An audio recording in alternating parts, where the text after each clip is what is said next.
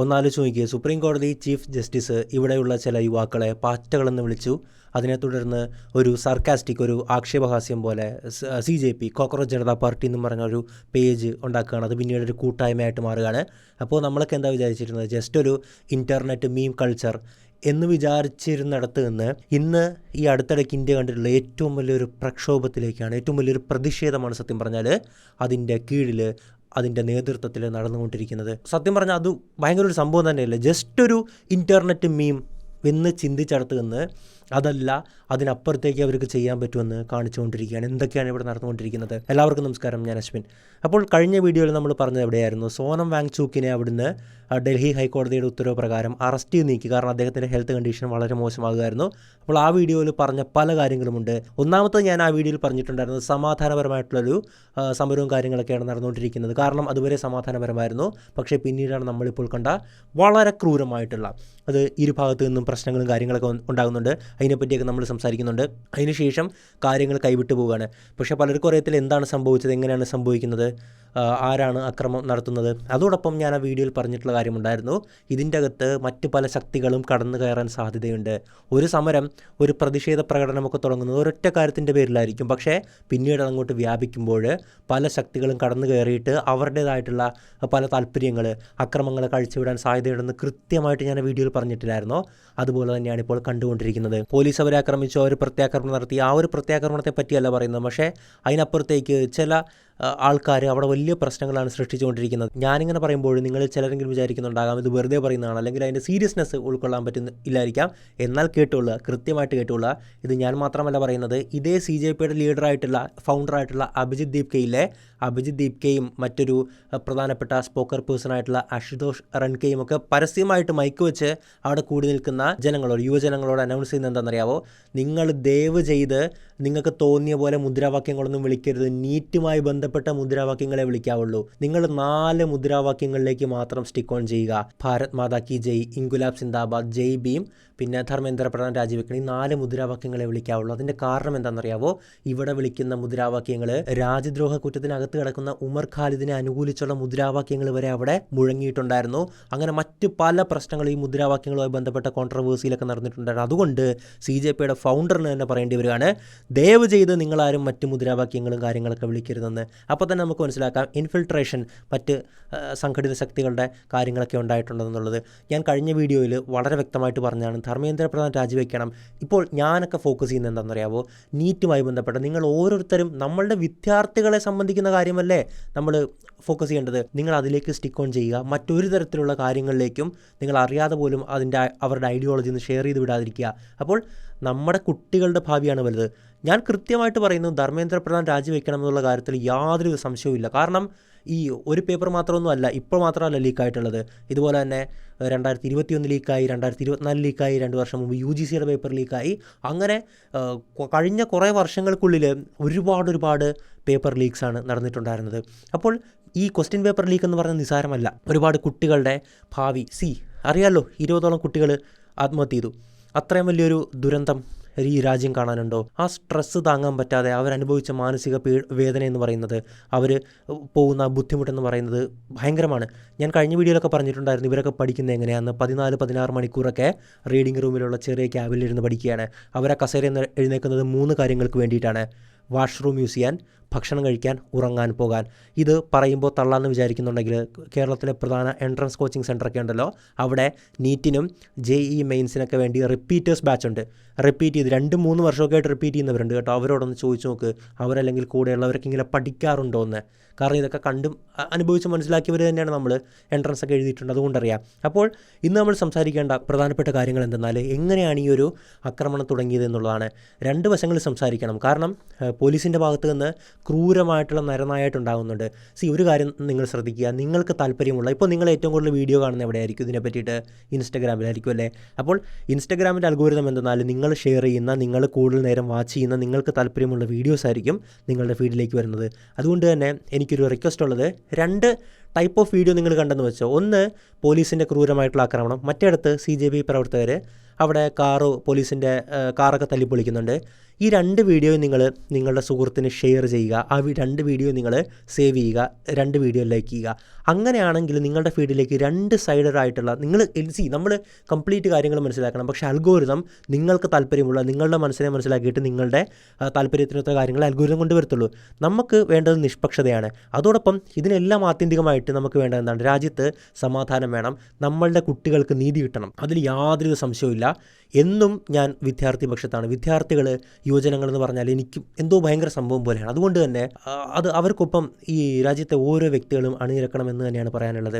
നമ്മളിവിടെ മനസ്സിലാക്കേണ്ടത് NDA ഒഴിച്ചുള്ള എല്ലാ പാർട്ടികളും, എല്ലാ നേതാക്കളും ഇപ്പോൾ ഈ വിദ്യാർത്ഥികൾക്കൊപ്പം അണിനിരക്കുന്ന ഒരു കാഴ്ച നമുക്ക് കാണാൻ പറ്റുന്നുണ്ട്. വളരെ നല്ല കാര്യമാണ്. കാരണം 20 മരണങ്ങളെന്ന് പറഞ്ഞാൽ നിസാരമല്ല. അതോടൊപ്പം തന്നെ ജസ്റ്റ് അവരാവശ്യപ്പെടുന്നത് എന്താണ്? ധർമ്മേന്ദ്ര പ്രധാൻ രാജിവെക്കുക. എന്തിനാണ് കടിച്ചു തൂങ്ങി നിൽക്കുന്നത്? ഒരു രാജ്യമല്ലേ ഉള്ളൂ, രാജിവെക്കുക, വേറെ ആരെങ്കിലും വരട്ടെ. ഇത്രയും വലിയൊരു പ്രശ്നത്തിലേക്ക് പോകുന്നത് എന്തിനാണ്?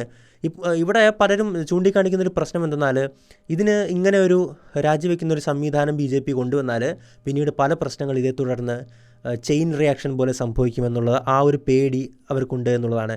കാരണം അടുത്തത് എഥനോളുമായി ബന്ധപ്പെട്ട പ്രശ്നങ്ങളിൽ നിതിൻ ഗഡ്കരി രാജിവെക്കണമെന്ന് ചിലപ്പോൾ പറയും. പിന്നീട് വേറെ എന്തെങ്കിലും വിഷയത്തിന് ആ മന്ത്രി രാജിവെക്കണമെന്ന് പറയും. അങ്ങനെ ഒരു സിസ്റ്റം BJP ഉണ്ടാക്കണ്ടെന്ന് വെച്ചിട്ട് ഇങ്ങനെ കടിച്ചു തൂങ്ങി നിൽക്കുകയാണ് എന്നൊക്കെ പറയുന്ന ഒരു സംഭവങ്ങൾ കാണാൻ പറ്റുന്നുണ്ട്. അതോടൊപ്പം തന്നെ കാണാൻ പറ്റിയിട്ടുണ്ടായിരുന്ന മറ്റൊരു സംഭവമാണ് മെയിൻ BJP സ്പോക്കർ പേഴ്സൺ ആയിട്ടുള്ള പലരും, അല്ലെങ്കിൽ അവരെ സപ്പോർട്ട് ചെയ്ത് സംസാരിക്കുന്ന പലരും തന്നെ ഇതിന് എഗെയിൻസ്റ്റ് ആയിട്ട്, ഇവർക്ക് ഈ ഒരു കാര്യത്തിൽ, ഈ എക്സാം പേപ്പർ ലീക്കുമായി ബന്ധപ്പെട്ട് ഇവർക്ക് എഗെയിൻസ്റ്റ് ആയിട്ട് സംസാരിക്കുന്ന വളരെ നല്ല കാര്യം. നമ്മളുടെ രാജ്യത്തെ ജനാധിപത്യ ബോധത്തിൽ വിശ്വാസമുള്ള കുട്ടികളുടെ കാര്യം കഴിഞ്ഞ് നമുക്ക് മറ്റു കാര്യങ്ങളുള്ളൂ, രാഷ്ട്രീയമുള്ളൂ, മതമുള്ളൂ എന്നൊരു സന്ദേശമാണ് നമുക്ക് ഇത് കാണിച്ചു തരുന്നത്. അപ്പോൾ എങ്ങനെയാണ് ഈ ഒരു പ്രക്ഷോഭം തുടങ്ങിയെന്ന് നിങ്ങൾക്ക് മനസ്സിലാക്കേണ്ടത്. അത് പലരും പറഞ്ഞിട്ടുണ്ടാകില്ല. അല്ലെങ്കിൽ നമ്മൾ കാണുന്നത് നമ്മൾ എന്താണ് ഇപ്പോൾ കണ്ടുകൊണ്ടിരിക്കുന്നത്? ഇൻസ്റ്റാഗ്രാമിൽ ഈ വീഡിയോസാണ്. പോലീസ് ആക്രമിക്കുന്നു, പോലീസ് വിദ്യാർത്ഥികളെ ആക്രമിക്കുന്നു, വിദ്യാർത്ഥികൾ പോലീസിനെ ആക്രമിക്കുന്നു. വിദ്യാർത്ഥികൾ മാത്രമല്ല, ഒരുപാട് പേരുണ്ട്, ഒരുപാട് പേരുണ്ട്. യൂത്ത് മാത്രമല്ല, ഈവൻ ഫാമിലിയൊക്കെ ആയിട്ട് കോർഡിനേറ്റ് ചെയ്യാൻ വരുന്നുണ്ട്. അപ്പോൾ അവിടെ വലിയൊരു ഭയങ്കര സേവനമാണ് അവിടെ നടന്നുകൊണ്ടിരിക്കുന്നത്. എല്ലായിടത്തു നിന്നും ഭക്ഷണം വരുന്നു, ഒരുപാട് പേര് ലോകത്തിൻ്റെ പല ഭാഗത്തിരുന്ന് സ്വിഗ്ഗി, സൊമാറ്റോ വഴി ഓർഡർ ചെയ്യുന്നു. ഒരുപാട് ഹോട്ടലുകൾ ഫുഡ് സപ്ലൈ ചെയ്യുന്നു. പഞ്ചാബിൽ നിന്നുള്ള ആൾക്കാർ വരുന്നു, അവർ ഫുഡ് കൊണ്ടുവരുന്നു. ഈവൻ അവരുടെ വാളുണ്ടല്ലോ, അവർക്ക് നിയമപരമായിട്ട് അത് കൊണ്ടു കിടക്കാം, അതുമായിട്ട് പ്രൊട്ടക്ഷന് വേണ്ടി വരുന്നു. അങ്ങനെ വലിയ സേവനങ്ങളാണ്. ഞാൻ കണ്ടപ്പോൾ നമ്മുടെ മലയാളം ചാനലിൻ്റെ വീഡിയോ ആണ്. ഒരു ഫാമിലി അവിടെ വന്നിട്ട് സേവനം ചെയ്യുകയാണ്. അവിടെ പാത്രം ഒക്കെ ക്ലീൻ ആക്കുന്നു, അങ്ങനെ വേസ്റ്റൊക്കെ വാരിയിടുന്നു. അവർ ഫാമിലി കൊച്ചു കുട്ടികളായിട്ട് വന്നിരിക്കുകയാണ്. എന്തായാലും ഈ പീസ്ഫുൾ പ്രൊട്ടസ്റ്റ് ആയിരുന്നു. ഞാൻ കഴിഞ്ഞ വീഡിയോയിൽ സംസാരിച്ചിട്ടുണ്ടായിരുന്നു, അതുവരെ പ്രശ്നങ്ങളോ കാര്യങ്ങളൊന്നും ഇല്ലായിരുന്നല്ലോ. പക്ഷേ ജൂലൈ 20-ാം തീയതി മുതലാണ് ഈ ഒരു സംഘർഷങ്ങളിലേക്ക് പോയത്. ഇതെങ്ങനെയാണെന്ന് ഒരു മാധ്യമങ്ങളിൽ സംസാരിച്ചിട്ടുണ്ടാകത്തില്ല.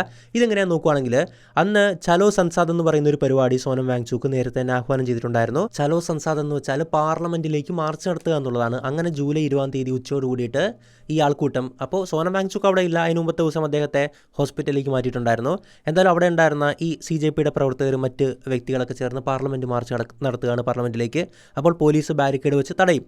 നമ്മുടെ സെക്രട്ടേറിയറ്റ് മുമ്പിൽ കാണുന്ന കാഴ്ചകൾ തന്നെയാണ്. പാർലമെൻറ്റ് എന്ന് പറഞ്ഞാൽ അതീവ സുരക്ഷാ മേഖലയാണ്. പാർലമെൻറ്റ് അറ്റാക്കിനൊക്കെ ശേഷം ഭയങ്കരമായിട്ടുള്ള സുരക്ഷയും കാര്യങ്ങളൊക്കെയാണ് അവിടെ കൊണ്ടുപോകുന്നത്. നമുക്കറിയാം, നമുക്ക് ചുമ്മാ അങ്ങോട്ട് എൻട്രി പോലും കിട്ടില്ല. അതിന് കൃത്യമായിട്ടുള്ള പാസും കാര്യങ്ങളും ഒക്കെ തന്നെയുണ്ട്. അപ്പോഴാണ് ഈ ഒരു സംഘം അങ്ങോട്ട് പോകാൻ പോകുന്നത്. അങ്ങനെ പോലീസ് ബാരിക്കേഡ് വെച്ച് തടയുകയാണ്. ഈ ബാരിക്കേഡ് വെച്ച് തടഞ്ഞപ്പോൾ അത് ചാടിക്കിടക്കുകയാണ് ഇവരെല്ലാം. അവിടെ തുടർന്ന് ചാടിക്കിടക്കുമ്പോൾ എന്ത് ചെയ്യും? പോലീസ് ബലം പ്രയോഗിക്കും. അവിടെ തുടർന്നാണ് പിന്നീട് കാര്യങ്ങൾ ഉണ്ടാക്കുന്നത്. ആ ഒരു വീഡിയോ വളരെ വ്യക്തമായിട്ട് ഇപ്പോൾ പുറത്ത് വന്നിട്ടുണ്ട്. എനിക്ക് തോന്നുന്നു ഏതോ കടയുടെ CCTV സംതിങ് ആണ്. അതിനെ തുടർന്ന് പിന്നീട് അങ്ങോട്ട് സംഭവിച്ചത് 2 സൈഡറാണ്. ഗൈസ്, ഇത് 1 സൈഡറായിട്ട് ഒരിക്കലും പറയരുത്. കാരണം എല്ലാ വീഡിയോസും കണ്ടൊരു വ്യക്തിയാണ് ഞാൻ. 2 സൈഡും കാണുന്നൊരു വ്യക്തിയാണ്. പാർലമെൻറ്റിലേക്കാകട്ടെ, നമ്മളുടെ സെക്രട്ടേറിയറ്റിൻ്റെ അകത്താകട്ടെ, ബാരിക്കേഡ് മറികടന്ന് മുന്നേറാൻ ശ്രമിച്ചാൽ പോലീസ് ബലപ്രയോഗം നടത്തും. ഇന്നിപ്പോൾ SFIയുടെ മാർച്ചിൽ അവിടെ സമാനമായിട്ടുള്ള പോലീസ് ഇതുപോലെ തന്നെ ചാർജ് ചെയ്ത് എടുത്ത് കുത്തിന് പിടിച്ച് കൊണ്ടുപോകുന്നുണ്ട്. നമ്മൾ സ്ഥിരം നമ്മുടെ കേരളത്തിൽ കാണുന്ന കാഴ്ചയാണ്. എന്തായാലും അങ്ങനെ തുടങ്ങിയ ഒരു സംഭവമാണ്.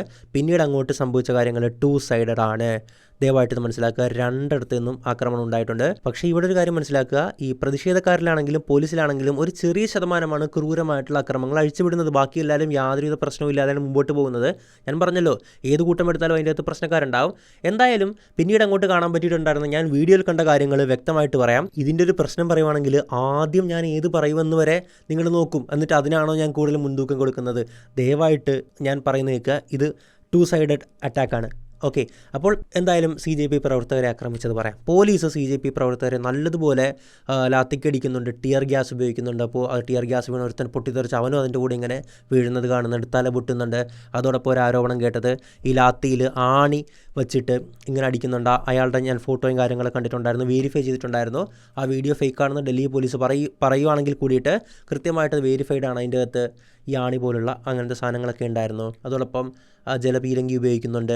നമ്മൾ ചിന്തിക്കുന്നത് ഇപ്പോൾ ആക്രമിച്ചവരെ തിരിച്ചാക്രമിക്കുന്നു അല്ലാതെ അല്ലെങ്കിൽ പിരിച്ചുവിടാൻ ശ്രമിക്കുന്നു അങ്ങനെയൊന്നുമല്ല. വെറുതെ പോകുന്നൊരു സ്ത്രീയുടെ കരണത്തടിക്കുന്ന ഒരു വീഡിയോ ഉണ്ടായിരുന്നു. എനിക്ക് തോന്നുന്നു എന്തോ അസിസ്റ്റൻറ്റ് DCPO അങ്ങനെ എന്തോ ആളുമായിരുന്നു. അയാളെ ഇപ്പോൾ അവിടുന്ന് സ്ഥലം മാറ്റിയിട്ടുണ്ട്. ഒരു സ്ത്രീ, ഒരു പെൺകുട്ടി വഴി കൂടെ പോവാണ്. അപ്പോൾ പുറകെ ചെന്നിട്ട് കാരണത്തടിച്ചിട്ട് പോവുകയാണ്. അങ്ങനെ വേറൊരു പയ്യൻ അവിടെ ഇരിക്കുമ്പോൾ പട്ടിയെ തല്ലുന്ന പോലെ, നമ്മൾ ഈ പേപ്പട്ടിയെ തല്ലൂല്ലേ എല്ലാവരും കൂടെ, അതുപോലൊരു പയ്യനെ അടിക്കുകയാണ്.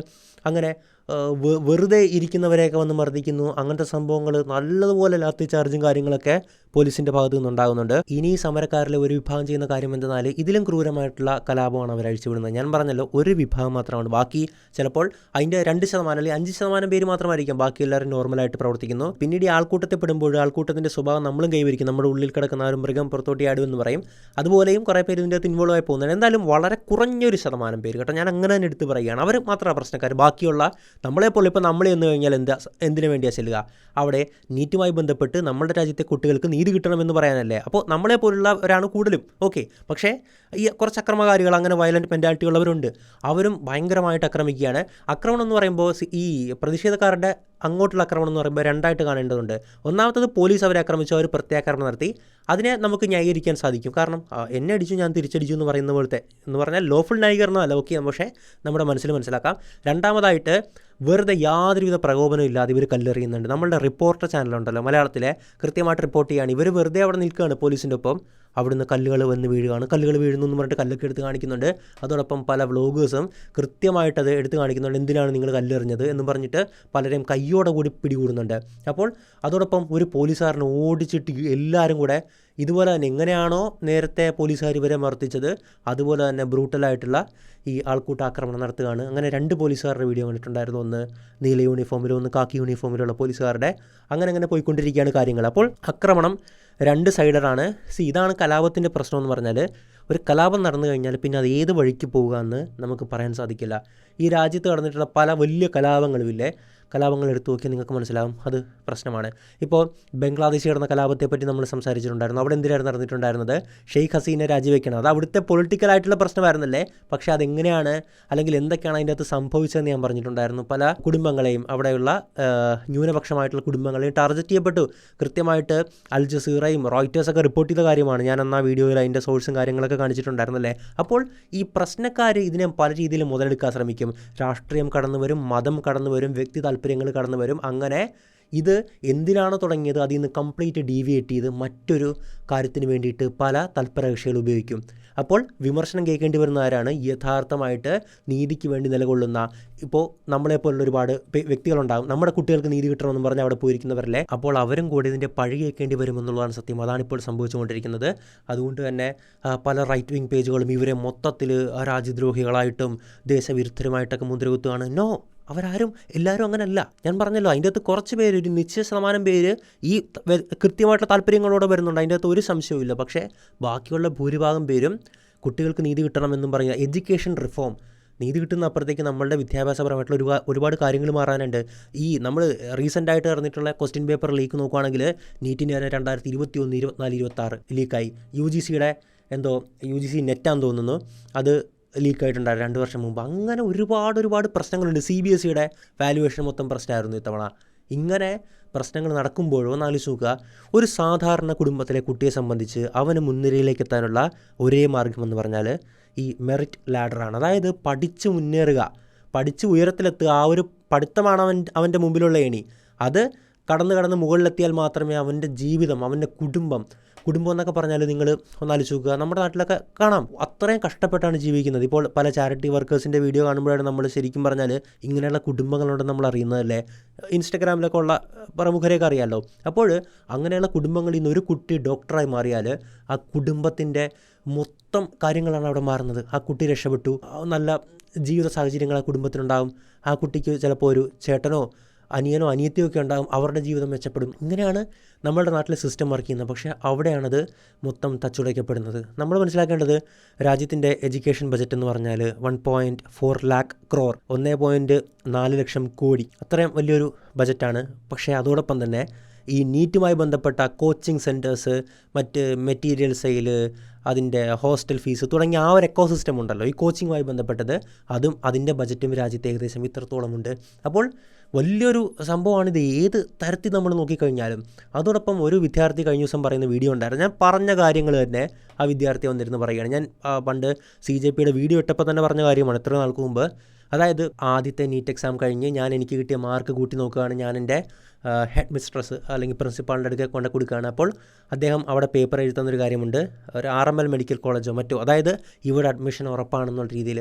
അങ്ങനെ കുട്ടി സന്തോഷിച്ചിരിക്കുകയാണ്, എല്ലാവരും കരയുകയാണ്. കുട്ടിയുടെ അമ്മയച്ഛനും ഇതൊക്കെ കണ്ടിട്ട് ഭയങ്കര ആനന്ദ കണ്ണീരിൽ ഇരിക്കുകയായിരുന്നു. അങ്ങനെ അവർ വാരണാസിയിൽ ട്രിപ്പ് പോവുകയാണ്. അങ്ങനെ ആ വ്യക്തി പറയുന്ന കാര്യമാണ്, ആ ഒരു സ്റ്റുഡൻറ്റ്. അങ്ങനെ വാരണാസിയിൽ അവിടെ ഒരു ഘാട്ടിലിരിക്കുമ്പോഴാണ് എന്നെ വിളിച്ച് ഈ വിവരം പറയുന്നത്. ആ വിളിച്ച് പറയുന്ന പുള്ളി ഇങ്ങനെ വിതുമ്പുമായിരുന്നു, ഇതുപോലെ ക്വസ്റ്റ്യൻ പേപ്പർ ലീക്കായി എക്സാം ക്യാൻസൽ ചെയ്തു എന്ന്. അങ്ങനെ അതാണ് നമ്മൾ മനസ്സിലാക്കേണ്ടത്. നിങ്ങൾ അറിയാത്തവർ ചോദിക്കുന്നത് പഠിക്കുന്നവൻ എന്തിനാണ് പേടി, രണ്ടാമത് പോയി എഴുതിയാൽ പോരെ എന്ന്. അങ്ങനെയൊന്നുമല്ല. ഒരുപാട് സാഹചര്യങ്ങൾ മാറ്ററാണ്. കേവലം ഒരു മാർക്കിൻ്റെ വ്യത്യാസത്തിന് ഒരുപാട് റാങ്കുകൾ മാറുന്ന ഒന്നാണ് നീറ്റ് എക്സാം എന്നുള്ളത്. നമ്മളുടെ മാനസിക സമ്മർദ്ദം, അതായത് നമ്മൾ കംപ്ലീറ്റ് ചിലപ്പോൾ റിപ്പീറ്റേഴ്സ് ബാച്ച് 2 വർഷം കഷ്ടപ്പെട്ട് പഠിച്ചെഴുതി കിട്ടുമെന്നും പറഞ്ഞിരിക്കുന്ന അവസ്ഥ. ഓക്കെ, എക്സാം കഴിഞ്ഞു, നമ്മൾ കംപ്ലീറ്റ് റിലാക്സ് ചെയ്യാണ്, പിന്നെയും അതിലൂടെ കടന്നു പോകണമെന്ന് പറഞ്ഞാൽ നമുക്ക് പറ്റുമോ? നമുക്ക് പറ്റൂല. ചിലപ്പോൾ എന്തോരം സാഹചര്യങ്ങൾ, നമ്മുടെ മെൻ്റൽ ഹെൽത്ത് എന്ന് പറയുന്ന സാധനമുണ്ട്, അത് നശിച്ചു പോകും നമ്മളുടെ പലരുടെയും. അങ്ങനെയാണ് പല വിദ്യാർത്ഥികൾ സത്യം പറഞ്ഞാൽ ആത്മഹത്യ ചെയ്യുന്നത്. എന്താണ് ഇവിടെ സംഭവിക്കുന്നത് എനിക്ക് ഒരിക്കലും ചിന്തിക്കാൻ പോലും പറ്റുന്നില്ല. അതുകൊണ്ട് തന്നെയാണ് നമ്മൾ പറയുന്നത് അതിൻ്റെ അക്കൗണ്ടബിലിറ്റി ഗവൺമെൻറ് ഏറ്റെടുത്ത് ധർമ്മേന്ദ്ര പ്രധാൻ രാജിവെക്കണം. ഒരു കാര്യം പറയാം, രാജി കൊണ്ട് മാത്രം സിസ്റ്റം മാറില്ല, സിസ്റ്റത്തെ മാറ്റാനുള്ള നടപടികളും കൂടെ ചെയ്യണം. എനിക്ക് തോന്നുന്നു അതൊക്കെ ഫോളോ ചെയ്തിട്ടുണ്ട്. ഇപ്പോൾ ഞാൻ നോക്കുവാണെങ്കിൽ ഈ എക്സാം ക്യാൻസൽ ചെയ്തു, റീനീറ്റ് സംഘടിപ്പിച്ചു, അതിൻ്റെ റിസൾട്ട് അനൗൺസ് ചെയ്തു. അതോടൊപ്പം NTA നാഷണൽ ടെസ്റ്റിംഗ് ഏജൻസി, അപ്പോൾ അവരാണ് ഈ നീറ്റും ബാക്കി എക്സാമൊക്കെ നടത്തുന്നത്. അതിൻ്റെ ഡയറക്ടറെ മാറ്റിയിട്ടുണ്ട്. ഈ ലീക്കുമായി ബന്ധപ്പെട്ട് CBI ആണ് ഇതിൻ്റെ ഇൻവെസ്റ്റിഗേഷൻ നടത്തുന്നത്. 13 പേരെ ഉടനടി അറസ്റ്റ് ചെയ്തു, അവരൊക്കെ ജുഡീഷ്യൽ കസ്റ്റഡിയിലാണ്. പിന്നെ ഈ ക്വസ്റ്റ്യൻ പേപ്പർ ലീക്കിൻ്റെ പിന്നിലുള്ള വമ്പൻ സ്രാവുകളുണ്ടല്ലോ, അവരുടെ ആ സിൻഡിക്കേറ്റ് നെറ്റ്വർക്ക് പൊളിക്കാനുള്ള നടപടികൾ തുടങ്ങി. പിന്നെ 2024 ക്വസ്റ്റ്യൻ പേപ്പർ ലീക്കായപ്പോൾ പ്രിവെൻഷൻ ഓഫ് അൺഫെയർ മീൻസ് എന്ന് പറയുന്ന ഒരു നിയമം കൂടെ കൊണ്ടുവരികയാണ്. ഇങ്ങനെയുള്ള കാര്യങ്ങൾക്ക് ചെയ്യുന്നവർക്കുള്ള ശക്തമായിട്ടുള്ളൊരു നിയമം, ശിക്ഷയൊക്കെ ആയിരുന്നു അതിനകത്ത് പറഞ്ഞിട്ടുണ്ടായിരുന്നത്. പക്ഷേ അതുകൊണ്ടും തീർന്നോ? ഇല്ല, അത് 2024 പാസ്സാക്കി 2026 പേപ്പർ ലീക്കാകാണ്. അതുകൊണ്ട് തന്നെ മറ്റൊരു കാര്യം അനൗൺസ് ചെയ്തിട്ടുള്ളത് 2027 മുതൽ ഇത് കംപ്ലീറ്റ് ഡിജിറ്റലാക്കാൻ പോകുന്നു എന്നുള്ളതാണ്. ഡിജിറ്റലാക്കി കഴിഞ്ഞാൽ ക്വസ്റ്റ്യൻ പേപ്പർ പ്രിൻ്റ് എടുക്കേണ്ട, സൂക്ഷിക്കേണ്ട, ഒരു 90% സേഫും അവിടെ പെട്ടെന്ന് കിട്ടുകയാണല്ലേ. കാരണം ആ ഒരു സെക്കൻഡിൽ വിദ്യാർത്ഥികളുടെ മുമ്പിൽ മാത്രമായിരിക്കും ക്വസ്റ്റ്യൻ പേപ്പർ പ്രത്യക്ഷപ്പെടുന്നത്. അങ്ങനത്തെ ഒരു സിസ്റ്റത്തിലേക്ക് മാറാൻ പോകുകയാണെന്നുള്ളതാണ്. ഈ ധർമ്മേന്ദ്ര പ്രധാൻ തന്നെ പറഞ്ഞിട്ടുണ്ടായിരുന്നു മെയ് 15 തീയതി നടത്തിയിട്ടുള്ള പത്രസമ്മേളനത്തിൽ. എന്തായാലും ഞാൻ ആവശ്യപ്പെടുന്നത്, ഇത്രയൊക്കെ രാജ്യത്ത് നടന്ന സ്ഥിതിക്ക് പുള്ളി റിസൈൻ ചെയ്യുക. ഒരു പരിധിവരെ കാര്യങ്ങൾക്ക് ശമനമുണ്ടാകും. അത് ഞാൻ പറയുന്നത് എന്താവശ്യത്തിനും കുറേ പേരുടെ പ്രതിഷേധം കണ്ട് രാജിവെക്കണമെന്നുള്ളതല്ല. കാരണം നിങ്ങൾ കൃത്യമായിട്ട് അക്കൗണ്ടബിളാണ്. ഇത് ഒരു ലീക്കല്ല ഉണ്ടായത്, ഈ ലീക്ക് തന്നെ ആകട്ടെ 20 കുട്ടികളുടെ നാളെ ഡോക്ടേഴ്സ് ആകേണ്ട അവരാണ്, അവരുടെ ജീവൻ പോയി. അപ്പോൾ മറ്റൊരുപാട് ചോദ്യപേപ്പറുകൾ ചോർന്നു, എഡ്യൂക്കേഷൻ സിസ്റ്റം ഇങ്ങനെ പോയിക്കൊണ്ടിരിക്കുന്നു. അത് നമുക്ക് ഒരിക്കലും അംഗീകരിക്കാൻ പറ്റുന്നൊന്നല്ല. എന്തായാലും ഇങ്ങനെ സംസാരിച്ചു വന്നപ്പോൾ പല കാര്യങ്ങളും ഞാൻ പറയാൻ വിട്ടുപോയി. അതായത് ഞാൻ പറഞ്ഞല്ലോ, ഞാൻ ഏറ്റവും കൂടുതൽ സംസാരിക്കുന്നത് നീറ്റിനെ പറ്റിയാണ്. നിങ്ങൾ ശ്രദ്ധിച്ചിട്ടുണ്ടോ? കാരണം കുട്ടികളുടെ ഭാവി, അവരുടെ ആവശ്യങ്ങൾ വളരെ വലുതായിട്ട് തന്നെയാണ് ഞാൻ കരുതുന്നത്. എന്തായാലും നമ്മൾ ആ CJP കാര്യത്തിലേക്ക് വരുവാണെങ്കിൽ, CJP സ്പോക്കർ പേഴ്സൺ പറയുന്ന കാര്യം എന്തെന്നാൽ, ഇതിനെപ്പറ്റി സംസാരിക്കാനായിട്ട് ഗവൺമെൻറ്, JP നഡ്ഡ ഒക്കെ നമ്മളെ അങ്ങോട്ട് വിളിക്കുന്നുണ്ട്. പക്ഷേ 4-5 തവണ നമ്മൾ സംസാരിച്ചിട്ടും കാര്യങ്ങളൊന്നും ആയില്ല. അതുകൊണ്ട് തന്നെ ഇനി നമ്മൾ പറയുന്നിടത്ത് വരണം. ഇപ്പോൾ ആ ഒരു ഡൽഹിയിലെ സമരം നടക്കുന്ന സ്ഥലമുണ്ടല്ലോ, അവിടെ പീപ്പിൾസ് കോർട്ട് എന്ന് പറയുന്നൊരു സാധനം, അതായത് ജനങ്ങളുടെ കോടതി എന്ന് പറയുന്നൊരു ഇങ്ങനെ ഫ്ലക്സൊക്കെ അടിച്ച് കോടതി പോലെ അങ്ങനെയൊക്കെ സെറ്റ് ചെയ്ത് വെച്ചിട്ടുണ്ട്. അവിടെ നിങ്ങൾ വരണമെന്ന് ഇവരാവശ്യപ്പെടുകയാണ്. ഇത് കേന്ദ്രം അംഗീകരിക്കുകയാണ്. ഇത് കൃത്യമായിട്ട് പറഞ്ഞിട്ടുണ്ടായിരുന്ന ജിതേന്ദ്ര സിംഗ് ആണ്. ജിതേന്ദ്ര സിംഗ് കേന്ദ്രമന്ത്രിയാണ്. ജിതേന്ദ്ര സിംഗ് പറഞ്ഞു, നിങ്ങൾ പറയുന്നിടത്ത് ഞങ്ങൾ വരാം, ഞങ്ങൾ സംസാരിക്കാമെന്നാണ് നിലവിൽ പറഞ്ഞിട്ടുള്ളത്. ഇതിനിടയിൽ സോനം വാങ്ചുക്കിൻ്റെ ഒരു കത്ത് പുറത്ത് വന്നിട്ടുണ്ട്. അത് JP നഡ്ഡ, ഡോക്ടർ ജിതേന്ദ്ര സിംഗ്, അതായത് ഈ 2 കേന്ദ്രമന്ത്രിമാരെ അഭിസംബോധന ചെയ്തുകൊണ്ടുള്ളതാണ്. കഴിഞ്ഞ രാത്രിയിൽ ആശുപത്രിയിൽ എന്നെ സന്ദർശിച്ചതിനും ഉപവാസം അവസാനിപ്പിക്കണമെന്ന് ആത്മാർത്ഥമായി അഭ്യർത്ഥിച്ചതിന് നന്ദി. നമ്മളുടെ ചർച്ചയ്ക്കിടയിൽ താഴെ പറയുന്ന കാര്യങ്ങൾ സർക്കാർ അനുകൂലമായി പരിഗണിക്കുമെന്ന് നിങ്ങൾ എനിക്ക് ഉറപ്പ് നൽകുകയുണ്ടായി. ചോദ്യപേപ്പർ ചോർച്ചയെ തുടർന്ന് ആത്മഹത്യ ചെയ്ത വിദ്യാർത്ഥികളുടെ കുടുംബങ്ങൾ അർഹമായിട്ടുള്ള നഷ്ടപരിഹാരം നൽകുക. രണ്ടാമത്തത്, ബഹുമാനപ്പെട്ട വിദ്യാഭ്യാസ മന്ത്രിയുടെ രാജി പരിഗണിക്കുന്നതുൾപ്പെടെ ഉത്തരവാദിത്തം ഉറപ്പാക്കാൻ പാർലമെൻറ്റിൽ അർത്ഥവത്തായ ചർച്ച നടത്തുക. അപ്പോൾ അദ്ദേഹം പറഞ്ഞിട്ടുള്ളത് താൽക്കാലികമായിട്ട് നിർത്താൻ തയ്യാറാണ്. പക്ഷേ അത്തരമൊരു ഉറപ്പ് നൽകുകയാണെങ്കിൽ എൻ്റെ അഭ്യർത്ഥന മാത്രമല്ല, ലക്ഷക്കണക്കിന് ഭാരതീയ യുവാക്കളുടെ ആഗ്രഹങ്ങളും സർക്കാർ ചെവിക്കൊണ്ട് എന്ന വിശ്വാസത്തോടെ ഞാൻ ഉപവാസം അവസാനിപ്പിക്കാം. എന്നാൽ അങ്ങനെ ഒരു ഉറപ്പ് ലഭിക്കാത്ത പക്ഷം അനിശ്ചിതകാലത്തേക്ക് ഉപവാസം തുടരാൻ ഞാൻ നിർബന്ധിതനാകും. പ്രസ്ഥാനത്തെ അടിച്ചമർത്താൻ ഇനി ക്രമാതീതമായ പോലീസ് ബലപ്രയോഗം ഉണ്ടാകില്ലെന്നും ഞാൻ പ്രതീക്ഷിക്കുന്നു. അപ്പോൾ ഈ സോനം വാങ്ചുക്ക് പറഞ്ഞിട്ടുണ്ടായിരുന്ന ഇങ്ങനത്തെ കാര്യങ്ങളൊക്കെ ആയിരുന്നു. അപ്പോൾ അദ്ദേഹം നിരാഹാരം നിർത്താമെന്ന് പറയുന്ന ഒരു പോയിന്റിലേക്ക് വരികയാണ്. പക്ഷേ CJP അതുകൊണ്ടൊന്നും നിർത്തുന്നില്ല. CJP മുന്നോട്ട് വെച്ചിട്ടുള്ള 4 ആവശ്യങ്ങൾ അത് ഇന്നലെ പോസ്റ്റ് ചെയ്തതാണ്. അതായത് ലേറ്റസ്റ്റ് അപ്ഡേറ്റ് ആണ്. ഒന്നാമത്തത് ധർമ്മേന്ദ്ര പ്രധാൻ രാജിവെക്കുക, മരണപ്പെട്ട കുട്ടികളുടെ കുടുംബത്തിന് 1 കോടി. മൂന്നാമത്തത് no prosecution of peaceful protesters, അതായത് സമാധാനപരമായിട്ട് ഈ സമരം നടത്തുന്ന അവരെ ഒരിക്കലും അറസ്റ്റ് ചെയ്യുകയോ ഉപദ്രവിക്കുകയോ ഒന്നും ചെയ്യരുത്, അവരുടെ മേലുള്ള കേസും കാര്യങ്ങളൊക്കെ ഒഴിവാക്കണമെന്നൊക്കെ ആ ഒരു സ്പീച്ചിൽ പറഞ്ഞിട്ടുണ്ടായിരുന്നു. നാലാമത്തത് all police officials involve in committing atrocities must be prosecuted, അതായത് വിദ്യാർത്ഥികളെ ഈ ആക്രമിച്ച പോലീസ് ഉദ്യോഗസ്ഥരുണ്ടല്ലോ അവരെ അവർക്കെതിരെ നിയമപരമായിട്ട് നടപടി കൈക്കൊള്ളണമെന്നുള്ളതാണ് ഈ ഒരു CJPയുടെ ആവശ്യം എന്നുള്ളത്. അത് കഴിഞ്ഞിട്ടാണ് പറഞ്ഞിട്ടുണ്ടായിരുന്നത് അവർ നമ്മളെ അങ്ങോട്ട് ചർച്ച ചെയ്യാൻ വിളിച്ചുകൊണ്ടിരിക്കുകയാണ്, ഇനി അതുപോരാ നിങ്ങൾ ഇവിടെ വന്നോന്ന് പറയുകയാണ്. അങ്ങനെ ഈ കേന്ദ്രമന്ത്രി ജിതേന്ദ്ര സിംഗ് പറയുകയാണ്, നിങ്ങൾ പറയുന്നിടത്ത് ഞാൻ വരാമെന്ന് പറയുന്നത് വരെയാണ് ഇപ്പോൾ കാര്യങ്ങൾ എത്തിച്ചേർന്നിട്ടുള്ളത്. അതോടൊപ്പം തന്നെ CJP നാളെ രാജ്യവ്യാപകമായിട്ട് ഒരു സമാധാന പ്രതിഷേധത്തിന് ആഹ്വാനം ചെയ്തിരിക്കുകയാണ്. കൃത്യമായിട്ട് പീസ്ഫുൾ പ്രൊട്ടസ്റ്റ് എന്ന് എഴുതിയിട്ടുണ്ട്. Every district 1 day 1 demand. രാജ്യത്തുള്ള എല്ലാ സംസ്ഥാനങ്ങളിലെയും എല്ലാ ജില്ലകളിലും ഒറ്റൊരു ദിവസം ഒറ്റൊരാവശ്യം. അപ്പോൾ അതിൻ്റെ ഇൻസ്ട്രക്ഷനും കാര്യങ്ങളൊക്കെ വേണ്ടിയിട്ട് അവരുടെ വെബ്സൈറ്റൊക്കെ വിസിറ്റ് ചെയ്യാൻ പറയുന്നുണ്ട്. എന്തായാലും കാര്യങ്ങൾ മൊത്തം ഇങ്ങനെ പോയിക്കൊണ്ടിരിക്കുകയാണ്. ഇവിടം വരെയാണ് നിലവിലെത്തിയിട്ടുള്ളത്. ഒരുപാട് സമരക്കാർക്ക് പരിക്കേറ്റു, ഒരുപാട് പോലീസുകാർക്ക് പരിക്കേറ്റു, അങ്ങനെ കാര്യങ്ങൾ പോയിക്കൊണ്ടിരിക്കുകയാണ്. ഇത് ധർമ്മേന്ദ്ര പ്രധാൻ ഇതുവരെ രാജിവെക്കുന്നില്ല. രാജിവെച്ചാൽ തീരാവുന്ന പകുതി പ്രശ്നങ്ങളേ ഉള്ളൂ. ഇവിടെ ഞാൻ പറയുന്നൊരു കാര്യം എന്തെന്നാൽ, ഏതെങ്കിലും ഒരു ശക്തി വന്നിട്ട് രാജിവെക്കണമെന്ന് പറയുമ്പോൾ രാജിവെക്കേണ്ട ആ ഒരു പോയിന്റ് അല്ല ഞാൻ പറയുന്നത്. മറിച്ച് നിങ്ങൾ കൃത്യമായിട്ട് ഇതിന് അക്കൗണ്ടബിൾ ആണ്, നിങ്ങൾക്ക് ഇതിന് ഉത്തരവാദിത്തമുണ്ട്. ഇത് നിങ്ങളുടെ കീഴിൽ ഇന്നും ഇന്നലെയൊന്നും അല്ല പേപ്പർ ലീക്ക് ആകുന്നത്. 20 വിദ്യാർത്ഥികൾ മരണപ്പെട്ടു, അതിൻ്റെ ഉത്തരവാദിത്തം ഏറ്റെടുക്കാൻ പറ്റുന്നില്ലേ? രാജിവെക്കൂ, പുറത്ത് പോകും, നാണം കെട്ട് കടിച്ചു തൂങ്ങരുത്. ഇത് തന്നെയാണ് പറയാനുള്ളത്, വേറൊന്നുമില്ല. അതോടൊപ്പം എപ്പോഴും ശ്രദ്ധിക്കുക, ഈ പുറത്തുനിന്നുള്ള മറ്റ് ബാഹ്യശക്തികൾ. ഇപ്പോൾ വയനാടിൽ നിന്ന് ഒരുത്തം പോയിട്ടുണ്ട്, അവിടെ ചെന്നിട്ട് ഏതോ ഏഷ്യാനെറ്റ് ഏതാണ്ട് ചോദിച്ചപ്പോൾ വായി തോന്നി വിളിച്ച് പറഞ്ഞിട്ട് ഇപ്പോൾ എയർലൈറ്റാണ്, ഞാൻ പറയുന്നില്ല കൂടുതൽ ഇവിടെ. അത് അങ്ങനെ മൊത്തം കാര്യങ്ങളൊക്കെ ആയിട്ടുണ്ട്. എന്തായാലും അങ്ങനെയുള്ള പ്രശ്നക്കാരെ തിരിച്ചറിയുക. നമ്മളുടെ ലക്ഷ്യം എന്താണ്? വിദ്യാർത്ഥികളാണ്. രാജ്യത്തെ എഡ്യൂക്കേഷണൽ സിസ്റ്റത്തിൽ വരുത്തേണ്ട മാറ്റങ്ങളാണ്. ഈ 20 വിദ്യാർത്ഥികളുടെ ജീവന് കൃത്യമായിട്ടുള്ള ഉത്തരവാദിത്തം ധർമ്മേന്ദ്ര പ്രധാൻ ഏറ്റെടുക്കുക എന്നുള്ളതാണ്. രാജിവെക്കുക, പുറത്തു പോകുക എന്നുള്ളതാണ്. അതിനോടൊപ്പം തന്നെ നിൽക്കുന്നു. അതിനപ്പുറത്തേക്കുള്ള ഒരു കടന്നുകയറ്റങ്ങളും പ്രോത്സാഹിപ്പിക്കുന്നില്ല എന്നുകൂടി വ്യക്തമായിട്ട് പറയുകയാണ്. അപ്പോൾ ഇതൊക്കെയാണ് ഈ വിഷയത്തിൽ സംസാരിക്കാനുള്ളത്. പിന്നെ ഒരുപാട് അപ്ഡേറ്റ്സ് വേറെ കുറേയൊക്കെ പറയാനുണ്ട്. അതോടൊപ്പം രാഹുൽ ഗാന്ധി വന്നിട്ട് പോയിട്ടുണ്ടായിരുന്നു. ഇത്രയും കാലം അദ്ദേഹം എന്തോ ടൂറിലായിരുന്നു. അവിടെ ബോട്ടിയിരിക്കുന്ന പിക്ചറും ഫോട്ടോയൊക്കെ വന്നിട്ടുണ്ടായിരുന്നു. രാഹുൽ ഗാന്ധി ജസ്റ്റ് വന്നു, രാഹുൽ ഗാന്ധി അവിടെ നിന്ന് എടുത്ത് മാറ്റി. ഒന്നാലോചിച്ച് നോക്കുക, രാഹുൽ ഗാന്ധി ഇത്രയും വർഷങ്ങളായിട്ട് കിണഞ്ഞ് പരിശ്രമിച്ചിട്ടും, അതായത് ലീഡർ ഓഫ് ഒപ്പോസിഷൻ, പ്രതിപക്ഷ നേതാവായിട്ടും അല്ലെങ്കിൽ കോൺഗ്രസിൻ്റെ നാഷണൽ ലീഡറൊക്കെ ആയിട്ട് രാജ്യത്തുടനീളം ഇത്രയും സപ്പോർട്ട് അദ്ദേഹത്തിനുണ്ട്. അദ്ദേഹത്തിൻ്റെ കുടുംബ പശ്ചാത്തലമൊക്കെ മാറ്ററാണ്. എന്നിട്ടും അദ്ദേഹത്തിന് ചെയ്യാൻ പറ്റാത്ത കാര്യമാണ് ഒരു കൂട്ടം ചെറുപ്പക്കാർ അഭിജിത്ത് ദീപ്കയൊക്കെ വന്നിട്ട് ഇത്രയും നാൾ കൊണ്ട് ചെയ്യുന്നത്. വലിയൊരു തരംഗം സൃഷ്ടിക്കുകയാണ്. ഇതാണ് ന്യൂ ജൻ പൊളിറ്റിക്സ്. ഇനി നമ്മൾ അങ്ങോട്ട് കാണാൻ പോകുന്ന രാഷ്ട്രീയം എന്നുള്ളത് ഇത്രയും കാലം നമ്മൾ കണ്ട രാഷ്ട്രീയമായിരിക്കില്ല. അത് തന്നെയാണ് പല രാജ്യങ്ങളിലെയും നമ്മൾ കാണിച്ചു തരുന്നത്. ഇവിടെയുള്ള പല നേതാക്കളും നമ്മളുടെ പുതിയ തലമുറയെ അണ്ടർ എസ്റ്റിമേറ്റ് ചെയ്യുകയാണ്. നടക്കില്ല. കാരണം യുവജനങ്ങൾ, പ്രത്യേകിച്ച് ജെൻസികൾ, അവരുടെ രീതികൾ കംപ്ലീറ്റ് വേറെതാണ്. ഞാൻ ഇൻസ്റ്റാഗ്രാമിൽ കണ്ട രസകരമായിട്ടുള്ള വീഡിയോ ആയിരുന്നു, get ready with me to go to the protest. അതായത് അതിനെ പലരും വിമർശിക്കുന്നതൊക്കെ ഉണ്ടായിരുന്നു. ഞാൻ ആദ്യം ഇത് കണ്ടപ്പോൾ എന്താണ് അങ്ങനെയാണ് തോന്നിയെങ്കിലും അടുത്ത നിമിഷം ഞാൻ മാറി ചിന്തിക്കുകയാണ്. ഇപ്പോൾ നമ്മൾ വിദേശത്തെ പല പ്രൊട്ടസ്റ്റുകളും കാര്യങ്ങളൊക്കെ എടുത്ത് നോക്കിയാൽ അതൊക്കെ ഞാൻ കാണുന്നതുകൊണ്ടാണ് ഞാൻ മാറി ചിന്തിച്ചത്. അവിടെ സ്പൈഡർമാൻ്റെ ബാറ്റ്മാൻ്റെയൊക്കെ വേഷം അണിഞ്ഞ് വന്നിട്ട് കോസ്പ്ലേ ഒക്കെ നടത്തിയിട്ട് അങ്ങനെ പ്രതിഷേധത്തിൻ്റെ പുതിയൊരു മുഖമാണ് സത്യം പറഞ്ഞാൽ ജെൻസികൾ നമ്മളെ കാണിച്ചു തരുന്നത്. അപ്പോൾ അതൊക്കെ അംഗീകരിക്കും. ഇനി കാണാൻ പോകുന്ന സമരങ്ങൾ, പ്രതിഷേധങ്ങളൊക്കെ ഇങ്ങനെയാണ്. അവിടെ ഇൻ്റർനെറ്റ്, സോഷ്യൽ മീഡിയയുടെ ഒരു ഇമ്പാക്റ്റ് എന്ന് പറഞ്ഞാൽ വളരെ വളരെ ഭീകരമായിരിക്കും. അല്ലെങ്കിൽ ഒന്നാലോചിച്ച് ഇതെല്ലാം കോർഡിനേറ്റ് ചെയ്യപ്പെടുന്ന എവിടുന്നാണ്? ഇൻ്റർനെറ്റിലൂടെയാണ്. ലോകത്തിൻ്റെ പല ഭാഗത്തിരുന്ന് അവിടെ ഭക്ഷണം വരെ എത്തിക്കാൻ പറ്റുന്ന സംവിധാനം നമുക്കിന്നുണ്ടല്ലേ. അതൊക്കെ തന്നെയാണ് ഇവിടെ പുതിയ ഏറ്റവും പ്രായം കുറഞ്ഞ ജെൻസികൾ മുതൽ അങ്ങോട്ടുള്ള യുവജനങ്ങളൊക്കെ ഉപയോഗിച്ചുകൊണ്ടിരിക്കുന്നത്. അപ്പോൾ അതുപോലത്തെ വീഡിയോകളൊന്നും പരിഹസിക്കേണ്ട കാര്യമില്ല. എല്ലാം സമരത്തിൻ്റെ മാർഗ്ഗമാണ്. ഇങ്ങനെ സമരം ചെയ്യാൻ പാടുള്ളൂ എന്നുള്ള നിയമമൊന്നുമില്ലല്ലോ. നിയമത്തിൻ്റെ അകത്ത് നിന്നുകൊണ്ടായിരിക്കണമെന്ന് മാത്രമേ ഉള്ളൂ. അവർ സോഷ്യൽ മീഡിയയിൽ വീഡിയോ പങ്കുവയ്ക്കുന്നതിൽ നിയമവിരുദ്ധമൊന്നുമില്ലല്ലോ. അപ്പോൾ ഇതൊക്കെ പുതിയ പുതിയ മുഖങ്ങളാണ്. ഒരിക്കലും ഈ പുതിയ തലമുറ അണ്ടർ എസ്റ്റിമേറ്റ് ചെയ്യരുത്.